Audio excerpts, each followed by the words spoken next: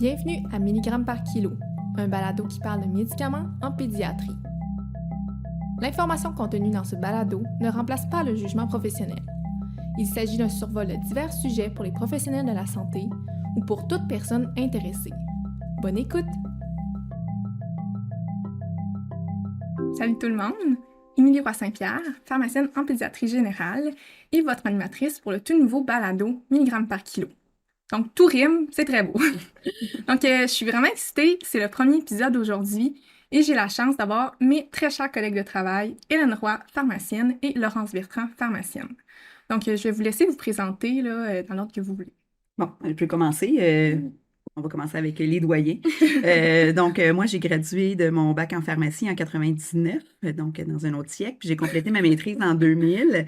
J'ai commencé à travailler à Sainte-Justine tout de suite en finissant, là. Dans ma maîtrise, j'avais fait 2 mois de stage ici, puis ils m'ont aimé, j'ai aimé ça ici, c'est que j'ai continué.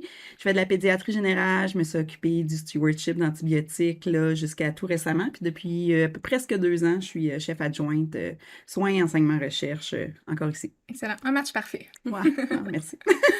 Moi, j'ai gradué du PharmD en 2021. Mon premier contact avec la pédiatrie, ça a été dans mon stage de 4e année du PharmD. J'ai fait un stage de 2 mois ici. J'avais Hélène même comme maître de stage. J'ai vraiment eu un coup de cœur pour la pédiatrie. Et pour moi? Oui, et pour toi aussi. Ensuite, j'ai fait ma maîtrise, ma résidence à Sainte-Justine. Puis maintenant, je travaille en pédiatrie générale ici à Sainte-Justine. Puis j'ai aussi un intérêt pour les maladies infectieuses. Excellent. Un gros merci à vous, mes très chers collègues, d'être avec moi aujourd'hui. Ça fait plaisir. Donc, d'entrée de jeu, Hélène, est-ce que tu pourrais nous rappeler c'est quoi la pharmacocinétique? Oui, la pharmacocinétique, c'est un gros sujet, là. On va essayer de rentrer ça dans notre temps imparti aujourd'hui. Donc, si on regarde juste les principes de base, là, l'effet d'un médicament, ça va être lié à sa concentration qu'on a au site d'action. Dans la pratique de tous les jours, on n'est pas capable d'aller mesurer le médicament au site d'action. C'est qu'on va mesurer, dans le fond, la quantité qu'on a dans le sang, donc nos concentrations plasmatiques, qui vont être un reflet de qu'est-ce qu'on va retrouver au site d'action. On sait que si nos concentrations plasmatiques vont changer, ben les concentrations au site d'action où le médicament est efficace vont aussi changer. Puis on sait un peu ce qui fait changer les concentrations plasmatiques, c'est qu'est-ce qui rentre dans le corps, puis qu'est-ce qui va en sortir. C'est nos gros principes de base, là, c'est ça. Qu'est-ce qui rentre, qu'est-ce qui sort. Super. Donc, ce que je comprends, c'est en gros le fameux ADME qu'on apprend à l'école. Ouais. Absorption, distribution, métabolisme, élimination. C'est un peu ça qu'on va résumer là, avec ça. C'est excellent. Ça. Puis là, la pharmacocinétique, c'est quoi la différence avec la pharmacodynamie? Oui. La pharmacocinétique, ça va être plus à être l'effet, tu as parlé d'absorption, distribution, métabolisme, élimination, c'est que c'est l'effet du corps sur le médicament. La pharmacodynamie, ben, c'est plus l'effet du médicament sur le corps. En pédiatrie, la pharmacocinétique, on aimerait savoir encore plus de données, mais c'est quand même un secteur qui a été étudié. Comparativement à la pharmacodynamie, où on en a des données pour plusieurs médicaments, mais c'est moins connu que la pharmacocinétique. On sait qu'il y a plusieurs changements au niveau de la pharmacocinétique des médicaments pendant toute la croissance, donc la naissance jusqu'à nous autres, on s'en occupe jusqu'à 18 ans. Là, après ça, c'est aux adultes. Mais il va se passer plein de choses. Il va y avoir une maturation de la fonction rénale, la fonction hépatique, il va y avoir une redistribution des fluides corporels, puis entre autres là, comme différence. Puis ces différences-là vont être très importantes dans le premier mois de vie. Là. Ça, il y a une différence marquée dans les paramètres pharmacocinétiques. Des différences qui vont être quand même importantes dans la première année. Puis, rendu à 1 an, bien, on commence à se rapprocher un peu des paramètres des adultes. Puis, tous ces changements-là pharmacocinétiques, c'est ça qui a amené à une phrase très célèbre en pédiatrie, là, c'est que les enfants ne sont pas des petits adultes. Puis, ce qu'on veut dire par là, c'est que si on a un enfant qui fait le quart du poids d'un adulte, on ne peut pas juste prendre la dose adulte et la diviser en 4. Parce qu'il y a des changements dans l'absorption, la distribution, le métabolisme, l'élimination. C'est que c'est plus compliqué que ça, déterminer quelle dose un enfant a besoin. Bon, on retient. Je pense que c'est très bien résumé. Merci. Merci, Hélène. Donc, je reviens vers toi, Laurence, pour le premier paramètre pharmacocinétique, le fameux grand A, donc l'absorption. Oui, bon, si on commence par l'absorption, c'est le passage du médicament de son site d'administration à la circulation sanguine. Puis on a différents sites d'administration, on a la voie orale, rectale, topique, inhalée, intramusculaire, intraveineuse, puis j'en passe. Puis selon les voies d'administration en pédiatrie, bien l'absorption elle peut être plus ou moins grande, ce qui peut faire varier aussi la biodisponibilité, qui peut être différente en pédiatrie vs chez l'adulte. Fait que en fait, la proportion de la dose qui se rend à la circulation sanguine. Fait que si je passe les voies d'administration rapidement, là, c'est pour ce qui est de la voie orale, mais le pH gastrique est plus élevé chez les nouveau-nés, puis les jeunes bébés. En partie à cause qu'il y a une diminution de la sécrétion d'acide, il y a une fréquence de l'alimentation qui est plus élevée. Ça peut surtout avoir un impact sur les médicaments qui sont sensibles à l'acidité. On voit aussi une variation dans la vitesse de vidange gastrique qui est plus longue, puis la motilité intestinale qui est diminuée. Puis aussi, la surface d'absorption est plus petite en pédiatrie. OK. Fait que donc, bref, je retiens que la vitesse d'absorption orale est plus lente chez les nouveau-nés et les jeunes bébés versus un adulte ou un adolescent et un adulte. Oui, absolument. Fait que généralement, c'est ça. Pour ce qui est de la voie topique, ben, c'est autre chose. La peau est plus mince, bien perfusée. Le ratio surface corporelle puis poids est plus grand que pour l'adulte. Fait que ça favorise vraiment beaucoup l'absorption. Fait que quand il y a une prescription d'une crème, un longueur, il faut vraiment penser qu'il peut y avoir une absorption systémique qui peut être significative, en fait, chez les bébés et les jeunes enfants. Pour ce qui est de la voie intrarectale, c'est surtout une voie qu'on considère qu'une absorption erratique en pédiatrie. Il y a beaucoup de contractions, il peut y avoir une expulsion possible du médicament. On va l'utiliser surtout pour des médicaments qui ont des larges intervalles thérapeutiques, comme on peut voir avec l'acétaminophène, le naproxène, ou qu'on peut aussi voir leur efficacité, si l'enfant, la fièvre elle a diminué, s'il est mieux. Aussi, quand il y a d'autres voies qui ne sont pas possibles, comme par exemple les patients épileptiques qui peuvent partir à la maison avec du diazépam intrarectal à donner en cas de crise d'épilepsie. Fait qu'on peut les utiliser dans ces cas-là. J'imagine qu'on peut les utiliser juste si ça a été étudié. Là, tu as parlé de naproxène. Moi, des fois, j'ai des appels là, qui me demandent pourquoi on peut pas donner ibuprofène par voie intrarectale? Est-ce que vous avez vu des études ou l'absence d'études? Oui, bien, en fait, tu sais, ça, c'est un peu un genre d'extrapolation qu'on a décidé de faire comme équipe de pharmaciens ici, là, à Sainte-Justine. Le naproxène, il y a des suppositoires, on le sait que ça a été étudié, ça fait que ça ne dérange pas de donner. Des fois, c'est la solution orale là, qu'on va donner par voie intrarectale. Avec l'ibuprofène, ben, il n'y en a pas de suppositoire d'ibuprofène. On le sait, ça a été moins étudié, c'est qu'on préfère pas l'utiliser à cause, comme Laurence disait, que c'est vraiment erratique. On ne sait pas, va-t-il en avoir plus, va-t-il en avoir moins d'absorbé. Même si on peut mesurer l'efficacité, tu sais, on a d'autres anti-inflammatoires où ça a été étudié, on aime mieux ceux-là.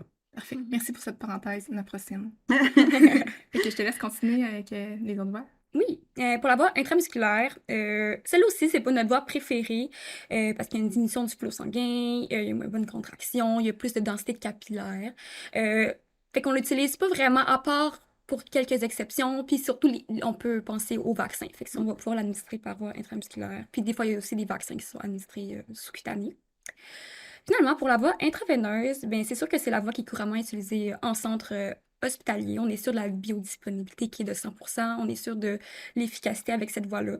C'est sûr que c'est une voie qui est invasive. Fait que dès que possible, on va vouloir passer à une voie qui est moins invasive, comme la voie orale, quand l'enfant va mieux aller et qu'il va se remettre à manger, à s'alimenter. Parfait, excellent. Je te repasse la balle comme au ping-pong ou au tennis pour la distribution. Oui. Bon, c'est que là, Laurence a fait passer le médicament dans le sang. Maintenant, on veut qu'il se rende au site où on a besoin qu'il soit utilisé, qu'il soit efficace, le médicament. C'est que les sites vont être plus ou moins difficiles à pénétrer.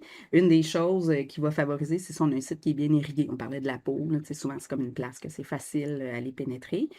Puis pour exprimer, dans le fond, notre distribution, on va souvent parler du volume de distribution.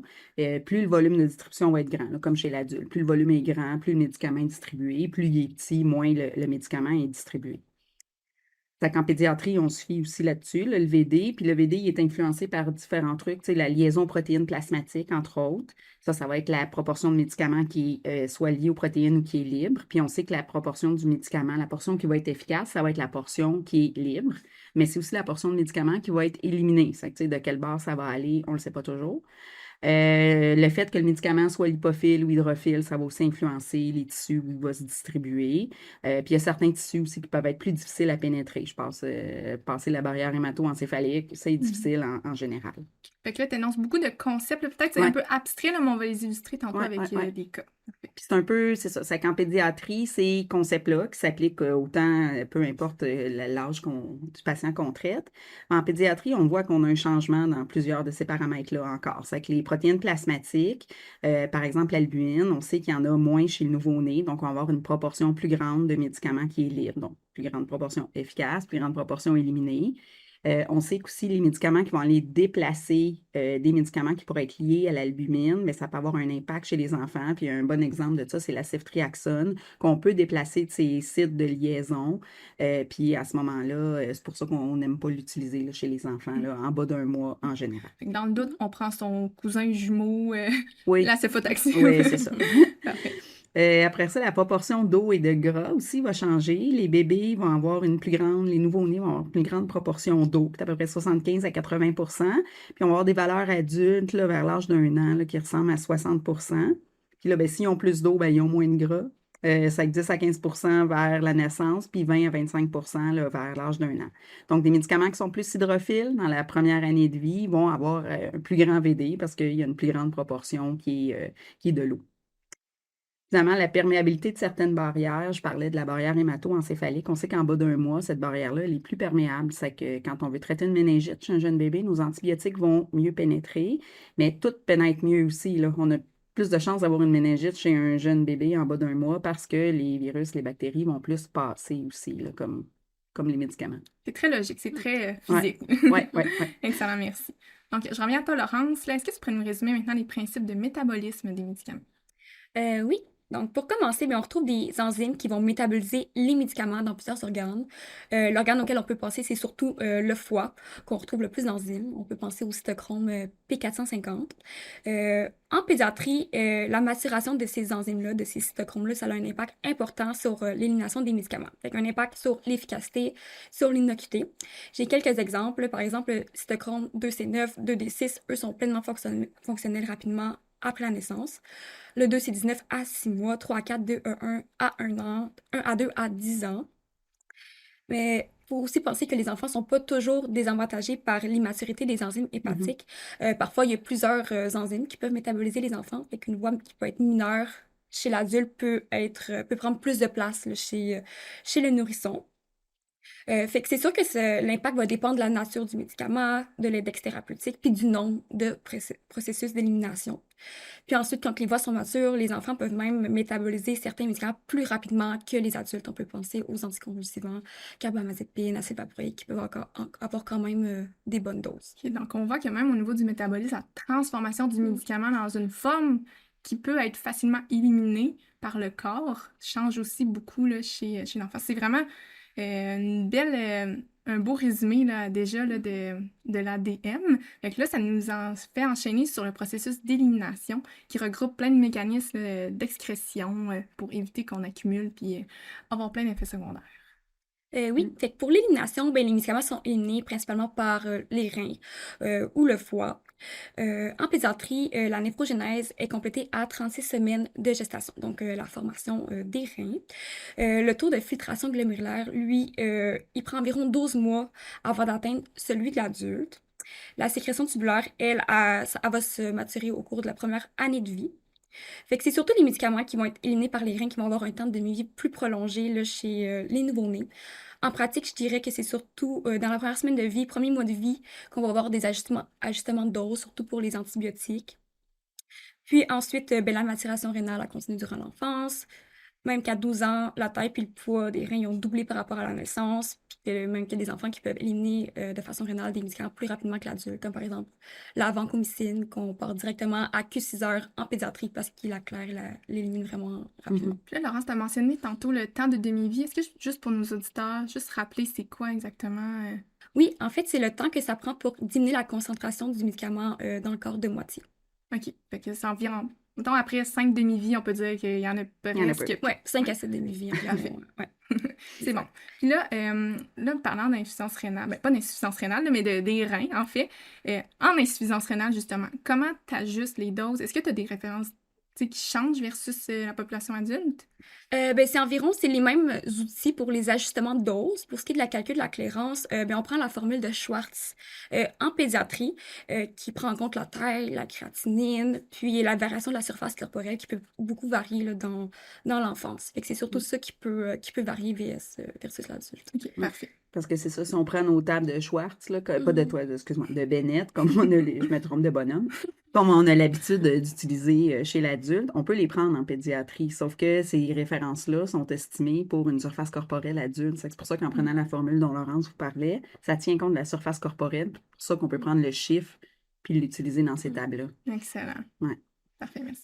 Donc, là, on va essayer d'intégrer là, toute notre ADME dont on vient de parler Ouais. avec un petit cas. Mhm. Donc, j'ai un cas pour toi, Hélène, qu'on voit assez fréquemment en pédiatrie générale. Nous faisons toute la pédiatrie générale ici.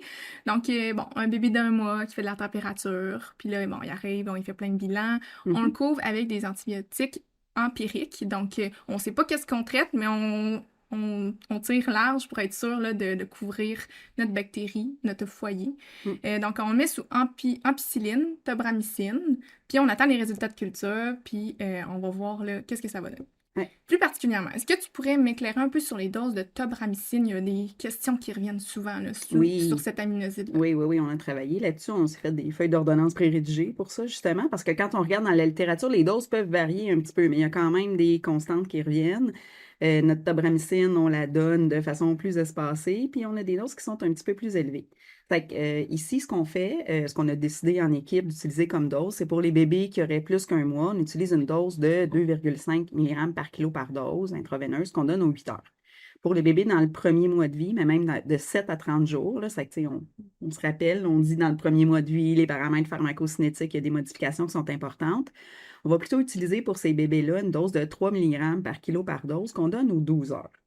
Fait que là, une dose un petit peu plus élevée, puis un intervalle un peu étendu. C'est que ça rejoint des choses dont on a parlé là, dans tous nos paramètres pharmacocinétiques. Donc, la dose qui est un petit peu plus élevée, le 3 mg par kilo par dose versus le 2,5, c'est parce que, dans le fond, la tobramycine, c'est un médicament qui est hydrophile. On se rappelle, on a parlé, les bébés, ils ont une plus grande proportion d'eau. Donc, ça va faire qu'il va y avoir un volume de distribution qui va être plus grand. Donc, on a besoin de donner une dose un peu plus élevée pour être capable d'avoir des pics de notre tobramycine qui vont être équivalentes à ce qu'on aurait pour un enfant qui est plus vieux. Puis après ça, le donner aux 12 heures versus aux 8 heures, là, c'est vraiment le classique. C'est les reins qui ne sont pas encore totalement fonctionnels, là, comme Laurence vous parlait. C'est qu'on veut laisser le temps à l'enfant d'éliminer son médicament. C'est que si on y donne aux 8 heures, comme on ferait avec un bébé plus vieux, il n'éliminera pas assez. C'est qu'on ne diminuera pas à une concentration qui est correcte pour éviter de la toxicité, puis on va y en redonner, puis on va se ramasser avec des creux qui vont être un petit peu plus élevés que ce qu'on veut. En laissant un petit 4 heures de plus pour l'éliminer, là, il est capable de descendre à des creux qui nous satisfont, puis qui vont éviter qu'il y ait de la toxicité. C'est très clair, très bien expliqué. Merci, Hélène. Puis je l'explique souvent. J'ai eu beaucoup de résidents, d'étudiants. Mais ça montre vraiment à quel point c'est important de comprendre notre ADME. Parce que là, je vais pas nécessairement retenir tout par cœur parce que je vais comprendre la situation puis je vais pouvoir extrapoler là, les données là, parce qu'il n'y a pas tout le temps là, des études ou des monographies sur chaque médicament. Fait que, merci. Donc, ça m'a vraiment, comme je vous disais, remis à jour sur la pharmacocinétique. Pour les gens qui nous écoutent, qui font peu de pédiatrie en pratique, je voudrais juste faire un petit tour là, sur les particularités à savoir sur cette population qu'on dit spéciale, entre guillemets. Oui. Tu veux parler un peu des formulations qui sont disponibles? Par exemple. Ça, c'est quand même quelque chose d'important en pédiatrie. Donc, qu'est-ce que vous voudrez que les gens qui font peu de pédiatrie retiennent de cet épisode? Parler des formulations, je pense que c'est important. Oui. Les comprimés, c'est pas toujours les comprimés, les capsules, les formes solides, c'est pas toujours la forme qu'on peut utiliser en pédiatrie. Premièrement, parce que les enfants sont pas nécessairement capables de l'avaler. Puis ça, l'âge, ça varie là, auquel un enfant est capable d'avaler un comprimé. Mais tu sais, en bas de 5-6 ans, c'est quasiment impossible. Puis c'est même un peu plus tard, c'est vers 7, 8, 9 ans que les enfants viennent capables d'avaler des formes solides. En plus de ça, toutes nos doses, on les calcule en milligrammes par kilo. Donc, avec des comprimés, avec des capsules, on est un peu coincé dans la dose qu'on peut donner. C'est que le liquide, ça nous permet vraiment d'avoir une dose qui est plus Ça individualisée. évite des 7/8 de comprimés. Ouais, 7/8, c'est pas bon. Tu sais, couper un comprimé en deux, si on fait des recherches puis on voit que c'est des comprimés qui sont sécables, couper un comprimé en deux, ça va bien. En 4, ça va bien. Mais couper un médicament en 7/8, des petites graines, ou en 3, ou en, tu sais, on perd vraiment de la précision dans notre dose. Fait que les comprimés, si on est capable de passer à ça, c'est le fun, là. Quand on est rendu là, tu sais, c'est plus stable, t'as souvent pas d'enjeu de température puis tout ça. On est content quand on arrive aux comprimés, mais on a souvent besoin d'utiliser les formulations liquides. Fait que dans les formulations liquides, il y a celles qu'on va retrouver commercialement, puis il y a les préparations magistrales qu'on va faire. On va toujours favoriser les préparations commerciales quand il existe. Il y a moins de risques d'erreur de préparation. Souvent, le goût, les compagnies sont plus capables de masquer un goût de médicament qui n'est pas bon versus nous autres quand on fait nos magistrales. C'est que c'est toujours qu'est-ce qu'on va favoriser quand ça existe. Il faut quand même y penser, là, quand on fait nos prescriptions de médicaments ou quand on valide les prescriptions des médecins, des fois, les volumes peuvent être super importants. Tu sais, je pense à de la prédnisolone. La concentration de la prédnisolone, c'est 1 mg par ml. Fait que, tu sais, quand on donne nos bonnes doses pour un enfant qui a un bronchospasme, si on se ramasse à lui donner 50 ml de prédnisolone, ça a beau avoir un bon goût, ça commence à faire une grosse dose. Fait que c'est ça. Après ça, on peut se tourner vers les magistrales. Fait que les magistrales, c'est un peu notre côté apothicaire, là, vraiment d'aller comme faire nos recettes puis de préparer. Donc, c'est des préparations liquides qui ont besoin d'être préparées à la pharmacie. C'est important d'utiliser toujours des recettes qui sont validées. On ne peut pas inventer une recette, là. Faut vraiment suivre la recette, là. Pas d'imagination, pas de Je pourrais pas me créativité. partir un livre de recettes de Non, préparation tu peux pas être le magistrale. Ricardo de la pharmacie, D'accord. malheureusement.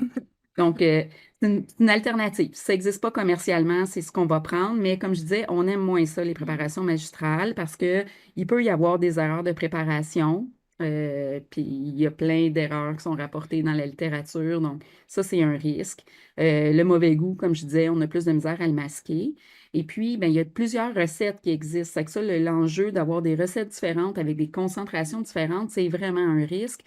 Particulièrement quand on change de lieu, quand on passe de la maison à l'hôpital, de l'hôpital à la maison. Ça, c'est un risque. Puis, c'est quelque chose qu'on essaye de contourner, ce risque-là, en ayant au Québec des magistrales standardisées.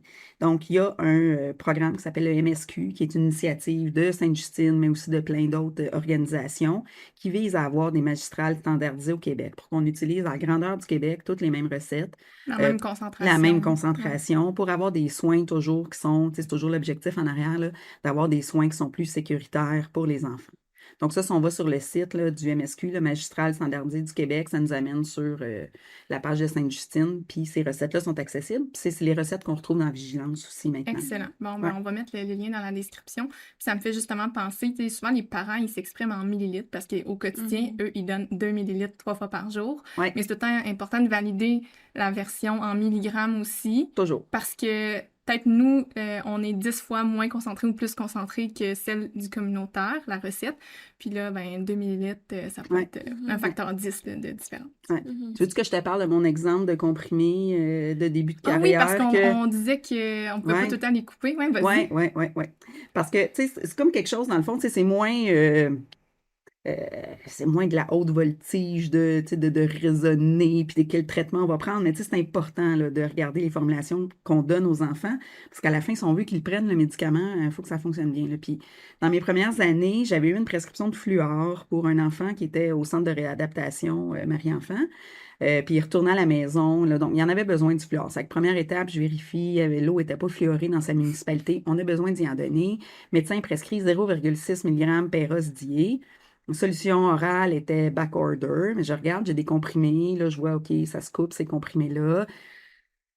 On rappelle le médecin, prend une prescription, pas une verbale, elle refait la prescription, se fait refaxer la prescription. Bref, tu sais, ben du niaisage pour arriver à ce que j'ai la bonne prescription avec ma concentration à 0,5, ma dose à 0,5 mg. Parce que j'avais vu que j'avais des comprimés de 1 mg. Tu sais, c'est que là, bon, on fait tout ça, on s'en va chercher le médicament pour le servir, on ouvre le pot. Là, je voulais donner la moitié d'un comprimé, là, on se rappelle, les comprimés sont pas ronds, sont en forme d'avion. Fait que là, j'étais même pas capable d'y aller avec la moitié d'un comprimé. Bon, tu sais, au final, c'était du fluor, l'index thérapeutique est vraiment pas étroit à ce qu'on a donné comme le cockpit une journée, puis la fin de l'avion l'autre journée, là, c'était correct. Mais tu sais, penser que faut aller jusqu'au bout de notre démarche, puis regarder, il y a de l'air de quoi le comprimé, là. Et t'es bonne parce que moi, quand je commande des médicaments, je vais pas tout le temps voir physiquement et Ben, je suis juste allée le voir à la fin, là. C'est quand on Ok. est arrivé pour le servir, pour l'envoyer à Wow, Marie-Enfant, que c'est je m'en suis rendu excellent. compte. C'est qu'il a fallu que je... Ben, c'est ça. Finalement, on l'a servi quand même, là, mais j'aurais pu me faire avoir si ça avait été un médicament Le avec un cockpit index d'avion. thérapeutique plus étroit. Ouais. Excellent, mais je pense que c'est un très bel exemple qui illustre le tout. J'espère qu'on ne supplémente plus les gens en fluor. Ouais. Ils ont changé la forme de leur comprimé. Je sais pas, mais il y avait des avions, il y avait des trains, il y en avait plein de tous des petits Un train, véhicules. ça se coupe bien, par contre. Ouais, ouais, c'est juste la locomotive. Super. Puis, Laurence, toi, est-ce que tu aurais des particularités que tu aimerais que nos collègues retiennent? Oui, mais je dirais pour compléter que en pédiatrie, on parle toujours en milligrammes kilojour. Souvent pour les médicaments qui sont pris réguliers ou milligrammes kilodose pour les médicaments qui sont pris au besoin. Fait que tu sais, c'est vraiment un langage adapté. Tu sais, on parle pas en milligrammes. Juste en milligrammes, ça nous dit rien. Fait que c'est vraiment en milligrammes Puis même kilo. préciser, t'es en dose ou en jour. Oui, exactement. C'est ça. Puis il faut vraiment faire aussi attention aux unités de mesure, microgrammes, milligrammes. Je pense à la clonidine qui peut être prescrite dans les deux unités de mesure. Il y a aussi des changements fréquents de dose avec le poids qui augmente avec la croissance. Fait que important de réajuster les médicaments selon le poids. Toi, t'es réajustes quand? T'as-tu un cutoff? Mais tout dépendant, je dirais, de l'âge Ouais. et du médicament. Tu sais, si c'est un médicament qu'on peut vraiment augmenter les doses, Mhm. je dirais que oui. Mais si, mettons, c'est un enfant qui est rendu avec une dose comme plus adulte, mais là, j'irais plus avec l'efficacité. Ouais. Parce que c'est toujours une question qu'on se pose, là, tu sais, quand les enfants prennent du poids puis ils ont un traitement chronique, là. Moi, j'aime, en tout cas, dépendamment des médicaments, mais j'ai souvent un 10% en tête, là, tu sais, faire des modifications de dose de moins de 10%, à part un médicament vraiment qui a un index thérapeutique bien étroit, mais moins que ça, je trouve que des fois, c'est peut-être juste bien du travail pour bien du monde. Oui, puis c'est plus mêlant pour les parents. Oui. Puis je pense qu'en néonat, eux, ils ajustent leurs médicaments une fois par semaine. Oui, c'est ça, néonat, c'est différent. Oui, c'est ça. Puis sinon, je dirais que c'est sûr qu'il y a beaucoup de médicaments qui sont hors indication en pédiatrie. Fait qu'il faut vraiment se servir, mettons, de nos connaissances pharmacocinétiques. Fait que tout ce qu'on vient de dire, ça peut vraiment nous aider à prendre un choix risque versus bénéfice aussi. Fait qu'il y a beaucoup de jugements cliniques pour pouvoir naviguer dans ces zones grises. Puis au moins, ça quand on est dans un établissement de santé, mais aussi en communautaire, on peut juste s'assurer de faire des bons suivis. On connaît le profil d'effets secondaires, on connaît les paramètres pharmacocinétiques, comme vous le dites si bien. Donc, super. En terminant, je vous propose d'offrir un kit de départ pour les références générales en pédiatrie. Il nous reste quelques minutes là, pour en discuter. Je ne sais pas qui veut se lancer en premier. Moi, je dirais que ma première référence que je regarde toujours, c'est Lexicon, fait que la section pédiatrique. C'est vraiment ça en premier, le Taketomo, qu'on a aussi en livre ou version fait que ça, c'est dans la version pédiatrique du Lexicon. Le Taketomo, c'est le premier auteur. C'est que ça, c'est notre livre préféré. Laurence disait que souvent, on est hors indication. C'est pas dans la monographie qu'on va retrouver la dose. Ça nous prend d'autres types de références qui vont nous parler de résultats d'études, qui vont nous dire est-ce que ça a été utilisé à cet âge-là. Donc, c'est important d'avoir... Je pense que n'importe où, une référence de base comme Lexicom là, en pédiatrie, c'est vraiment bon. C'est que si vous êtes abonné à UpToDate, quelque chose comme ça, les doses dans UpToDate qu'il y a, c'est les doses de Lexicom. C'est que soit être abonné ou avoir la version papier, là, qui revient peut-être un peu moins cher, là, mais qu'on peut laisser traîner dans tous les milieux de travail où il y a des enfants qui passent. Ouais. Est-ce que toi, tu aurais d'autres références à proposer? Oui, c'est sûr. C'est sûr. Rapido, là, tu as parlé de la néonate. Le guide de néonate, il est vraiment bien, là, qu'on peut retrouver en ligne, qui est fait par toute l'équipe de néonate d'ici. C'est que ces enfants-là vont rester à l'hôpital un bout de temps, mais ressortent ensuite de ça à la maison, là.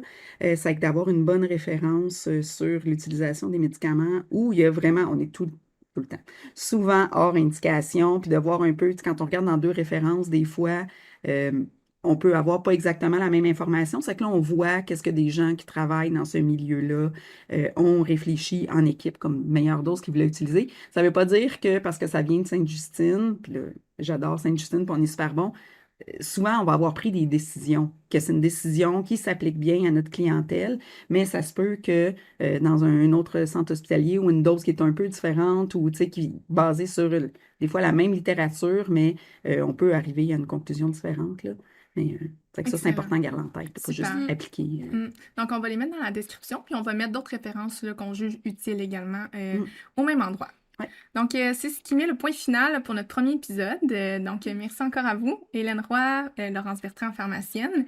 Ça fait un plaisir et j'espère que vous aussi à la maison, vous avez apprécié. Donc, abonnez-vous pour ne rien manquer. N'hésitez pas à laisser un commentaire, à aimer, à partager à vos collègues amis que vous croyez qui seraient intéressés. Rejoignez-moi également pour le prochain épisode qui va porter sur les infections urinaires avec Dr. Brigitte Parisien et Stéphanie Tremblay, pharmacienne. Tourlou!